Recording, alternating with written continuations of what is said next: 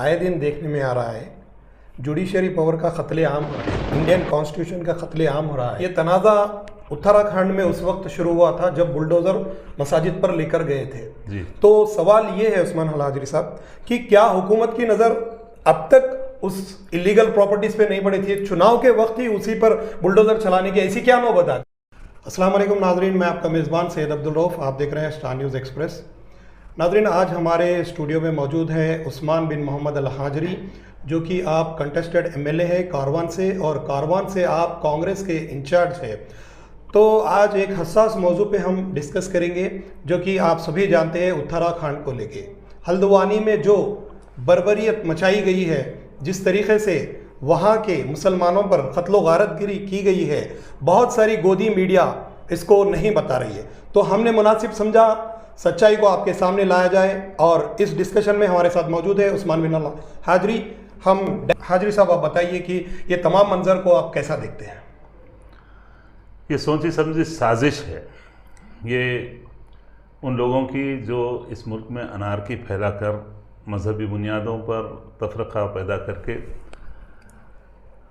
इस मुल्क में इक़्तिदार को बरकरार रखें। जो 2014 से पहले भी उन्होंने जो जो हालात पैदा किए सबको मालूम है, इक़्तिदार हासिल करने के लिए, और उनके पास कोई दूसरा मुद्दा ही नहीं है। दूसरा कोई उनके पास ऐसा डेवलपमेंट के लिए वो बताए थे कि 2 करोड़ बेरोज़गार नौजवान को रोज़गार देंगे, और डेवलपमेंट के क्या क्या बातें नहीं किए थे। लेकिन सारी बातें, सारे वादे इन फसादात के माहौल को पैदा करके जो बुलडोज़र का इस्तेमाल कर रहे हैं, यानी लोगों के जज्बात भड़का करके मुसलमान यानी दुश्मन है, मुसलमानों की वजह से ये अवैध कंस्ट्रक्शन है, ये तमाम जो हालात पैदा कर रहे हैं, मदरसों को बुलडोज़ कर दे रहे हैं, मसाजिद को बुलडोज़ कर दे रहे हैं, और मुसलमानों को अपने जो साल हर साल से जो हमारे मदरसे हैं, 100 साल की हमारी तारीख़ है जो मसाजिद की, और उसको गैर क़ानूनी करार दे रहे हैं। ये बिल्कुल सरासर जुल्म है ये। और वो लोग, उनके पास कोई मुद्दा नहीं है, कोई ऐसा प्लान नहीं है कि मुल्क को, यानी आलमी सतह पर जिस तरह से मईशत भी हमारी गिरती जा रही है, बदनामी हो रही है हमारे मुल्क की, और जो फसादात पैदा करके, चूँकि पार्लियामेंट इलेक्शन है, उनके पास कोई दूसरी ऐसी स्कीम नहीं है जिसके ज़रिए से लोगों के पास जाकर वोट मांगें। उनके पास सिर्फ़ और सिर्फ अगर कोई है तो ज्ञानवापी मस्जिद है, उनके पास मथुरा की मस्जिद है, उनके पास हल्द्वानी का वाक़या है, उनके पास और कोई ऐसे मुद्दे नहीं हैं। सिर्फ़ और सिर्फ मुसलमानों को निशाना बनाओ और गैर मुस्लिम भाइयों के वोटों को हासिल कर लो। जज्बाती नारे, जज्बाती भड़कीले बातें करके मुसलमानों के ताल्लुक़ से जिस तरह से देख रहे हैं माहौल जो पैदा हुआ, वो माहौल जो पैदा किया गया, उसमें कुछ हमारे भी ज़मीर फरोश, इक़्तिदार के भूखे, अपने मफादात की हुसूलियाबी के लिए हमारे अपने भी उसमें शामिल है, जिसकी वजह से आज ये हालात पैदा हुए। और जगह जगह तमाम तकरीबन नॉर्थ के इलाक़ों में ये हालात पैदा किए गए बाज़ाब्ता। और जो तहरीक, जो इन मुनाफरत भरे, इन फ़िरक़ा परस्त जो माहौल बना दिया, फ़िरक़ा परस्त अनासिर जो मुल्क का माहौल बना दिए, उसके ख़िलाफ़ एक तन्हा शख्स राहुल गांधी उठे और दिलों को जोड़ने के लिए, मुल्क को जोड़ने के लिए जो यात्रा शुरू करे, और लोगों से मिल के लोगों के हालात, लोगों की तकालीफ़ का वो ख़ुद बचश्मे दीद, वो ख़ुद देख कर अपना, यानी उन्होंने लोगों के मरहमों पर, लोगों के ज़ख्मों पर मरहम बांधे रखे, लोगों के साथ यानी जो टूटे हुए दिल हैं उनको जोड़ने के लिए उन्होंने काम किए। उससे बौखलाहट का शिकार है। सबको मालूम है एक माहौल बन रहा है, और वो माहौल को तोड़ने का एक ही ज़रिया से फ़िरक़ा परस्त ताकतों को, फ़िरक़ा परस्त पार्टियों को सिर्फ़ और सिर्फ एक ही है कि यहाँ पर हिंदू मुस्लिम मुनाफरत को हवा दी जाए और हालात ख़राब किए जाएँ। और जैसे कि अभी कुछ दिन पहले आप सबको मालूम है किस तरह से यानी हमारे मुल्क के मुक़्तदिर आला क्या बोल रहे हैं कि 400 सीट हम जीत जाएंगे। 400 सीट जीतने का आपके पास जवाब क्या है? आपके पास कोई दूसरा जवाब नहीं है। 400 सीट जीतने के लिए आपके पास सिर्फ और सिर्फ फ़िरका परस्त कार्ड है, फ़िरका परस्ती का। हमारा माहौल क्या तरक्की हुई? कहाँ 10 लाख 15 लाख गरीबों के अकाउंट्स में आ जाने का जो दावा किए थे, कहाँ पर है वो पैसे? वो पैसे कहाँ गए? सिर्फ और सिर्फ, और जब हमारे वज़ीर दाखिला साहब से पूछा गया कि भाई आप बोले थे कि यानी जो 10 लाख 15 लाख एक एक अकाउंट में आ जाएंगे, तो बोले भाई ये चुनावी जुमलेबाजी है। तो हमारे से धोखा दिया गया, धोखे दिए जा रहे हैं, और हमको सिर्फ और सिर्फ यानी उलझा कर पुरअमन माहौल को ख़राब करके फ़िरका परस्त ताकतें, दोनों तरफ के फ़िरका परस्त ताकतें इस मुल्क के हालात को बिगाड़ने के लिए पूरी कोशिश कर रहे हैं। हम आवाम से गुजारिश करते हैं कि आप हिंदू मुस्लिम इत्तेहाद को बरकरार रखें और इस मुल्क के जो भाईचारगी है उसमें रखना डालने वालों के खिलाफ चौकन्ना रहें। कांग्रेस पार्टी आपको आपके मसाइल को हल करने के लिए जिस तरह से कर्नाटक में वादा किए थे, वहाँ पर अमलावरी हो रही है 5 गारंटियों की, यहाँ 6 गारंटीज़ पर अमलावरी के लिए यहाँ पर काम हो रहा है। हमको तरक्की चाहिए, रोज़गार चाहिए, हमारे को एजुकेशन चाहिए। ये फ़िरकावारियत का माहौल पैदा करके लोगों के, नौजवानों की ज़िंदगियों को तबाह करना और लोगों को के घर जलना, लोग बर्बाद हो जाना, इससे मुल्क बनने वाला नहीं है, मुल्क की तरक्की होने वाली नहीं है। मुल्क की तरक्की तभी हो सकती है जब मुल्क में अमन बरकरार रहे, मुल्क में तमाम तबक़ात को यकसानियत के साथ उनको इंसाफ मिले, और कांग्रेस पार्टी यही चाहती है, राहुल गांधी यही चाहते हैं कि तमाम लोगों के साथ इंसाफ हो। और जो माजी में जिनके साथ हुआ, जिन्होंने कांग्रेस में रहते हुए नुकसान पहुंचाया अमन को और मुसलमानों के मफादात के साथ जो खेले, उनका अल्लाह ताला खुद बता दिया उनका हाल क्या हुआ।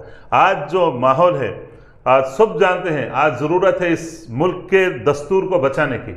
इस मुल्क का दस्तूर का मसला है, इस कॉन्स्टिट्यूशन को बचाना हम सब की, तमाम हिंदुस्तानियों की, तमाम मुल्क के तमाम बाशिंदों की ये जिम्मेदारी है कि इस मुल्क के दस्तूर को जिसको बाबा साहब भीमराव अंबेडकर जी ने बनाया है, तदवीन किया है, उसके साथ मौलाना अबुल कलाम आज़ाद रहमतुल्लाह अलैह, गांधी जी, पटेल जी, नेहरू साहब, सब लोगों ने इस मुल्क को एक गुलदस्ते की तरह तैयार किया है। हर एक को अपने मज़हब पर आज़ादी के साथ रहने का हक दिया गया है इस दस्तूर में। इस दस्तूर को बचाना हम सबकी इस वक्त अव्वलीन जिम्मेदारी है। जी, आए दिन देखने में आ रहा है जुडिशरी पावर का कत्ले आम हो रहा है जी, इंडियन कॉन्स्टिट्यूशन का कत्ले आम हो रहा है, और कहा जा रहा है 2024 में हिंदू राष्ट्र बनेगा। क्या हिंदू राष्ट्र बनने के लिए मस्जिदों पे बुलडोज़र चलाना, मदरसों पे बुलडोज़र चलाना, नौजवानों के जहनों में जहर भरना, क्या इसी से हिंदू राष्ट्र बनेगा?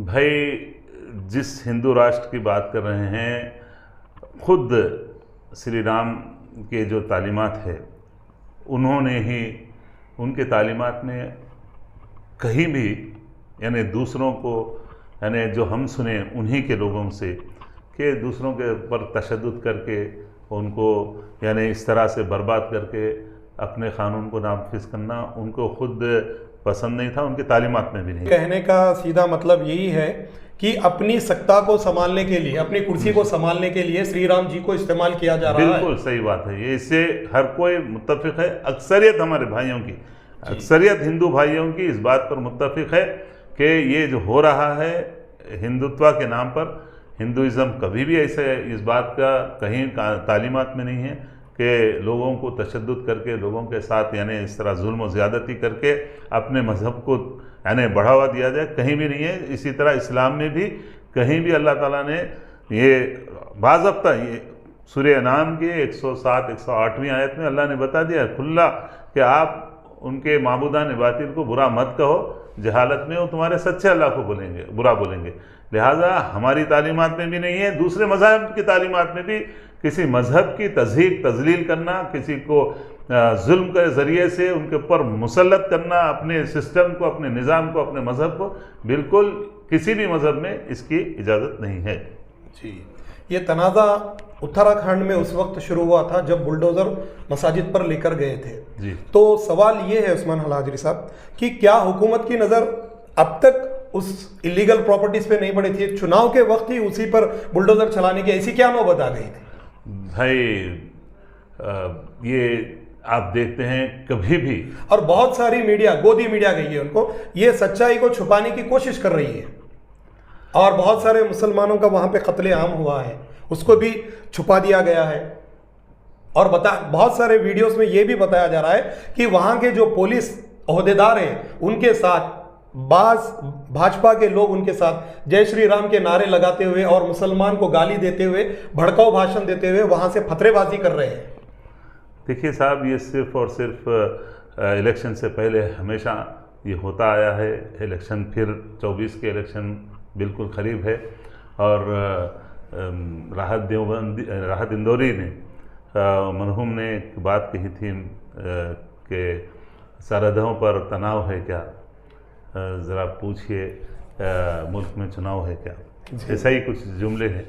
हर चुनाव से पहले ये लोग इसी तरह से फ़िरक़ावारियत पैदा करके, फ़िरक़ावाराना माहौल को गर्म करके अपने वोट लेते, फिर भूल जाते उनको भी जिनके नाम पे वोट ले रहे हैं उन्हीं के साथ ये लोग ख़यानत कर रहे हैं।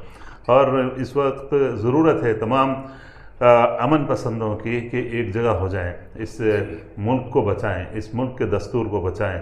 इस मुल्क में अमन रहेगा तो हम सब तरक्की कर सकते। एक तबके को यानी तबाह करके मुल्क को कभी भी ना तरक्की मिल सकती, ना इज़्ज़त और मुकाम मिल सकता। लिहाजा हम सब की ज़रूरत है कि इस मुल्क में हम तालीम को, रोज़गार को, जो रिक्वायरमेंट्स है गरीबों को, उन तमाम चीज़ों की तरफ तवज्जो मरकूज़ करना चाहिए। इस मुल्क के अमन को बचाना मैं तमाम से अपील करता हूँ। हम सब हिंदू मुस्लिम मिलकर रहें और ये बुलडोज़र वगैरह सिर्फ़ और सिर्फ अपने मफादात के लिए इस्तेमाल कर रहे हैं। इनको अपने मज़हब से कोई मोहब्बत नहीं है, सिर्फ मुसलमानों का नाम लेके अपने इक़्तिदार को हासिल करना, इक़्तिदार को बचाना, यही उनका मकसद है। बहुत बहुत शुक्रिया उस्मान अल हाजिरी साहब। ये थे उस्मान अल हाजिरी साहब। आप देख रहे हैं स्टार न्यूज़ एक्सप्रेस।